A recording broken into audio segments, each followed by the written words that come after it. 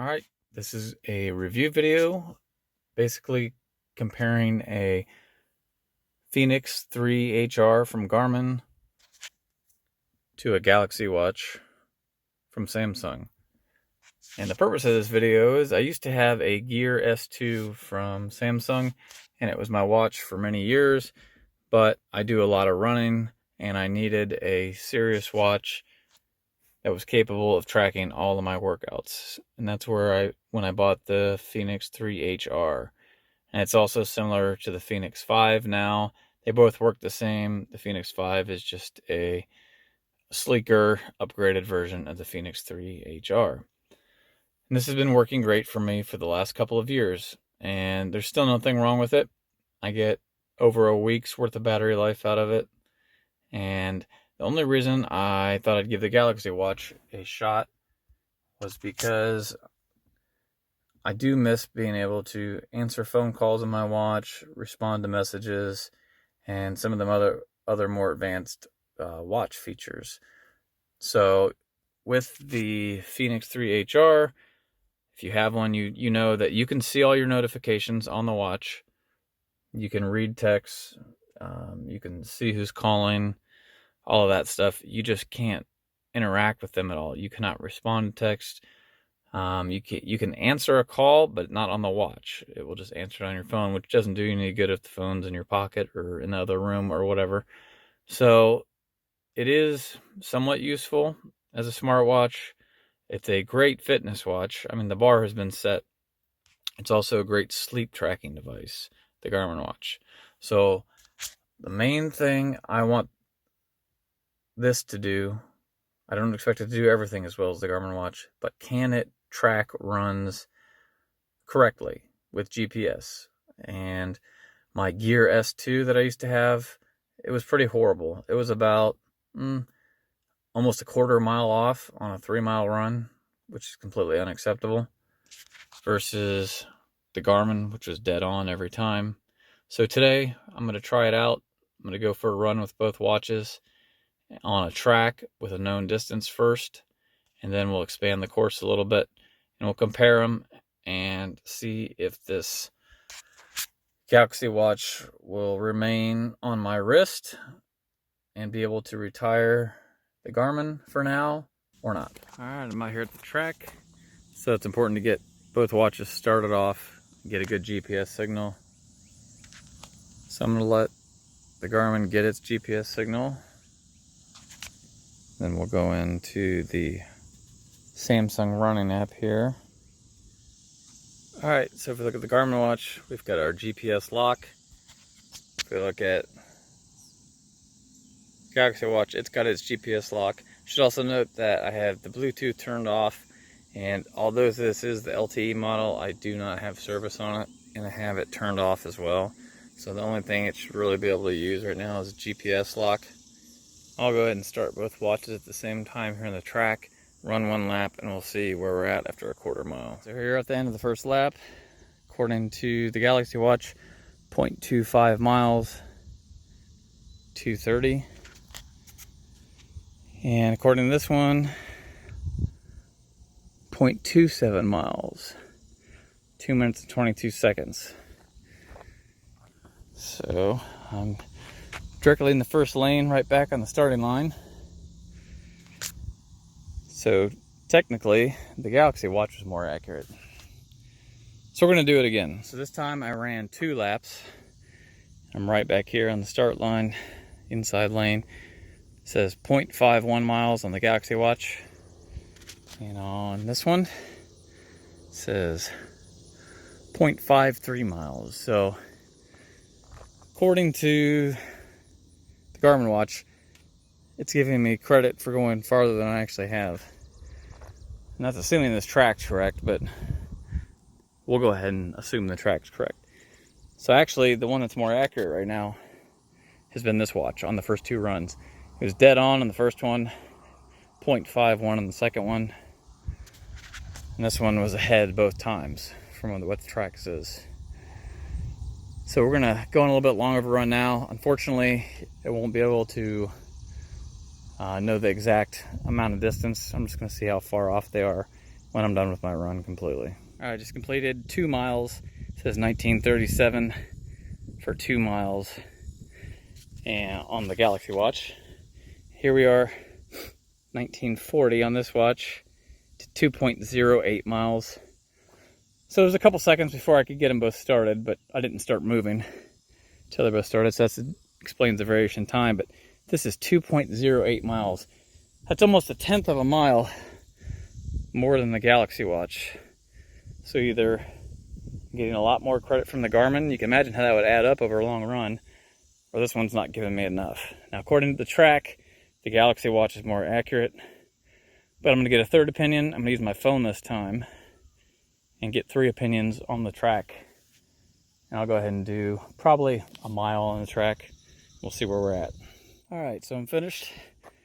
Now I've got 1.02 miles exactly at the finish line. Not worried about the times.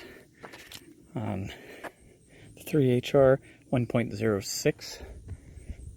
So 4/10 of a mile longer.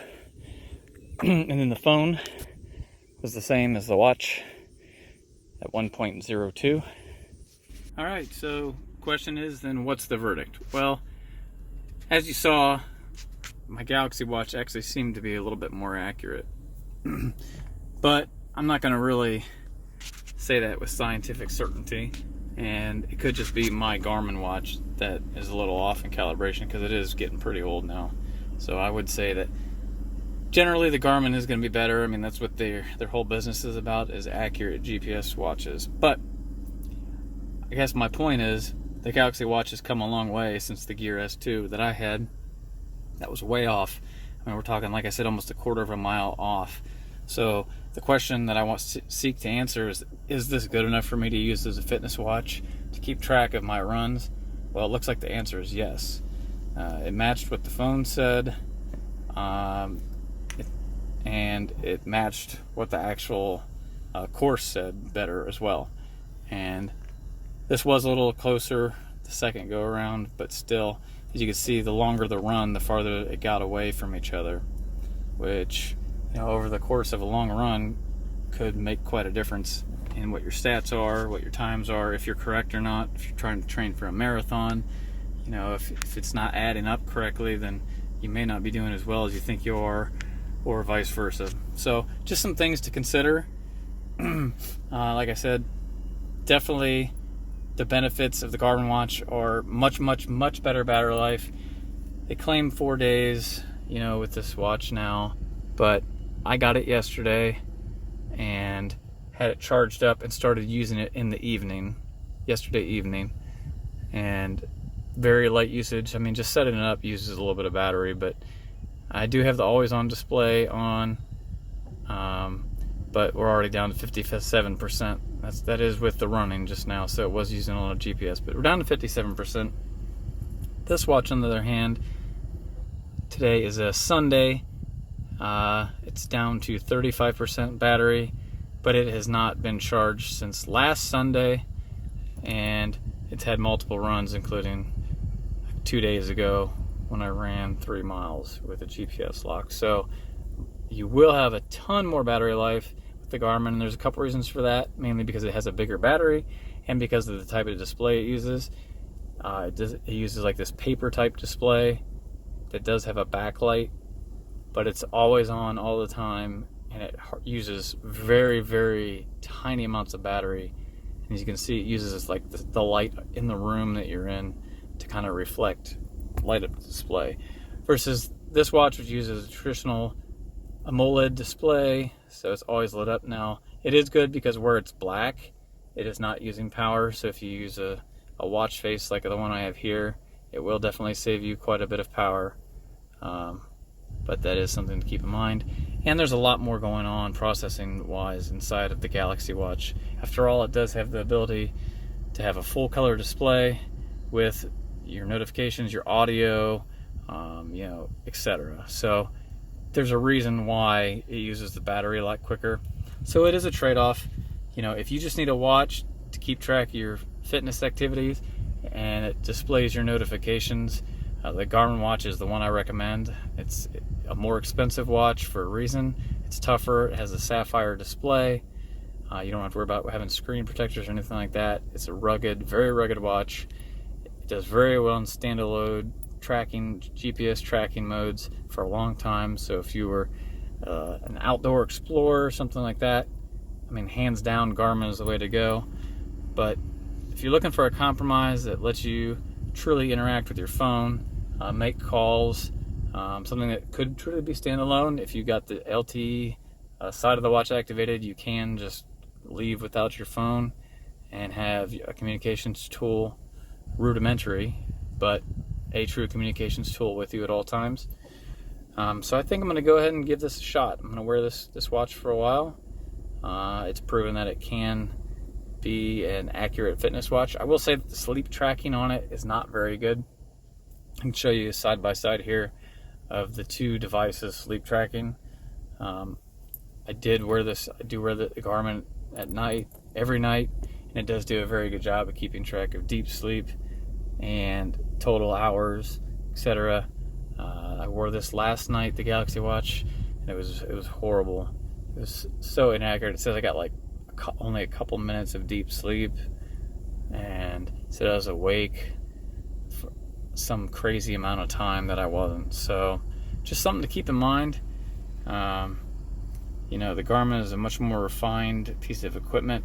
It's just all about features. If Garmin could have the ability to reply to text, some kind of a touch screen, and you know, a speaker, such like that. They do have one that plays music now, but you know, one that like this, like the Fenix series, it would be a killer. But then again, it would probably suffer from some of the same problems that the Galaxy Watch has. I see Garmin's just trying to keep it simple and build on that. So it is what it is. Teach his own.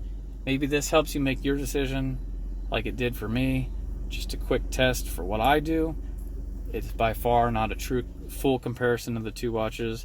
They really are in two different classes depending on what you use them for. But I can honestly say that the Galaxy Watch does a good job of keeping track of running. Alright, so hopefully this video helped you out. If it did, give you a like. Maybe subscribe to the channel and leave a comment below if you have any specific questions, maybe something I didn't cover that I could help you out with, and we'll see you next time. Thanks.